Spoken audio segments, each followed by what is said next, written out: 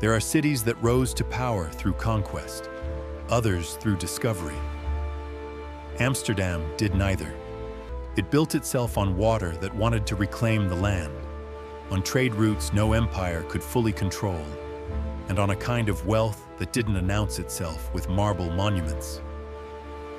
By the 1700s, this was a city that had already changed the world, quietly, efficiently, and with a precision that still shapes how we think about money, risk, and global commerce.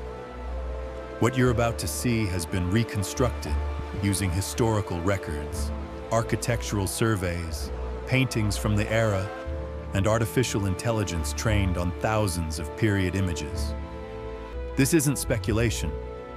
It's as close as we can come to standing in a place that no longer exists in this form.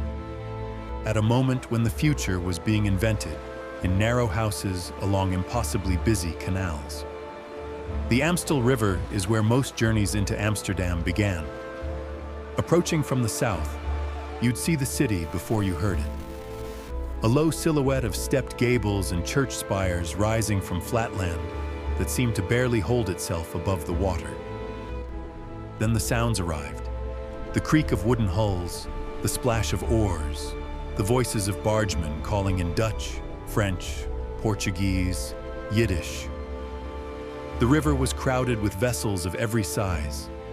Flat-bottomed barges stacked with timber, smaller boats piled with vegetables, the occasional grand merchant ship waiting for a berth.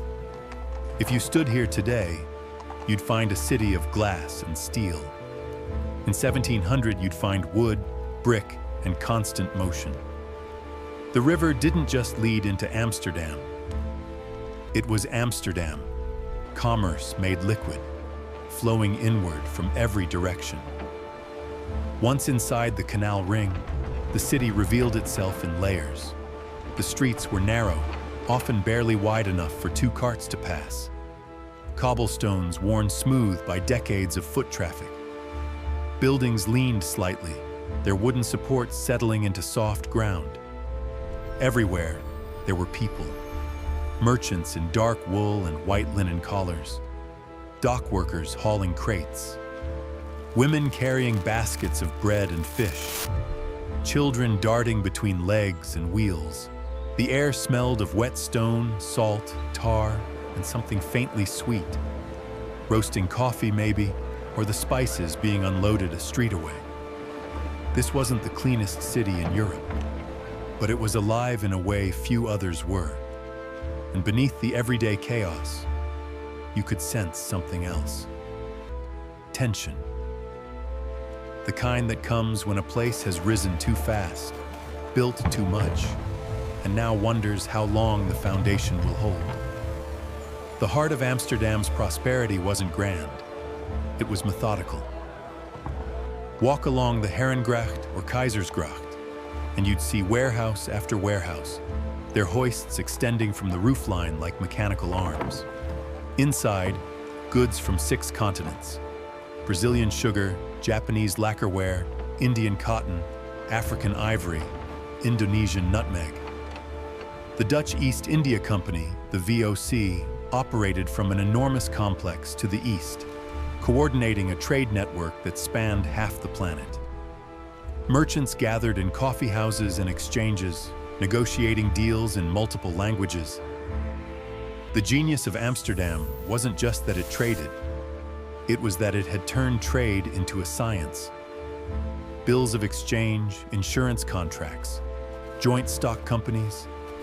These were tools invented or perfected here, and they worked. Until slowly, they didn't. The cracks were already showing by the 1700s, though few wanted to admit it yet. Wealth in Amsterdam didn't shout. It whispered from behind tall windows. The canal houses of the merchant elite were narrow but deep, 4 or 5 stories of restrained elegance. Brick facades, symmetrical windows, perhaps a carved sandstone entrance, but nothing ostentatious. Inside, though, the story changed. Paintings by Rembrandt's successors, porcelain from China, mahogany furniture, rooms lined with books in Latin, French, and Greek. These families didn't just make money. They cultivated taste, knowledge, and influence. Walk 10 minutes in any direction, and the city transformed. Narrow alleys where laborers lived 6 to a room. Courtyards crowded with laundry lines and screaming children. The same city, 2 entirely different experiences of it. This was the bargain Amsterdam had made with itself. Extraordinary wealth for some, grinding routine for many, and a fragile peace that depended on everyone staying in motion. The Beurs van Hendrik de Keyser, Amsterdam's stock exchange, sat like a temple to calculation. Built of pale stone, open to the sky, filled from morning to evening with men trading shares in ships they'd never seen, carrying goods to places they'd never go. This was where the future was invented. Not in battles or cathedrals, but in the buying and selling of risk itself.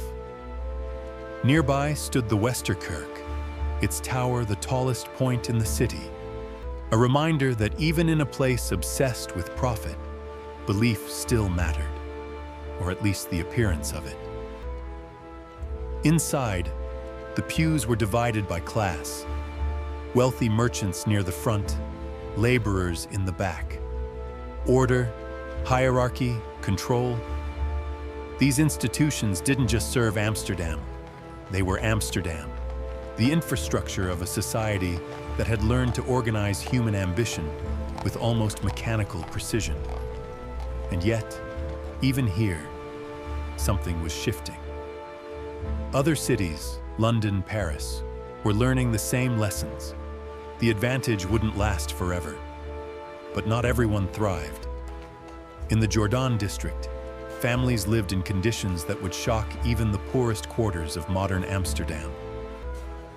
Disease moved quickly through crowded housing.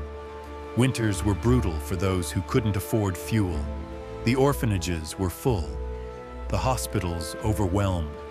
There was charity, yes. Almshouses funded by wealthy donors, but it was never enough. And then there were those who simply fell through. Sailors who lost a limb and couldn't work. Widows with no family. The city's success depended on constant movement, constant trade, constant growth. If you couldn't keep pace, Amsterdam had little use for you. This wasn't cruelty exactly. It was indifference. The machine kept running. You either fed it or were forgotten by it. Stand at the edge of the IJ harbor as evening falls. The light is soft, golden, the kind Dutch painters spent lifetimes trying to capture. Ships rock gently at anchor. The water reflects a sky streaked with orange and gray. In this moment, Amsterdam feels eternal, as if it will always be the center of something important. But history had other plans. Within decades, the Dutch Golden Age would fade. The VOC would collapse under debt and corruption. Other powers would rise.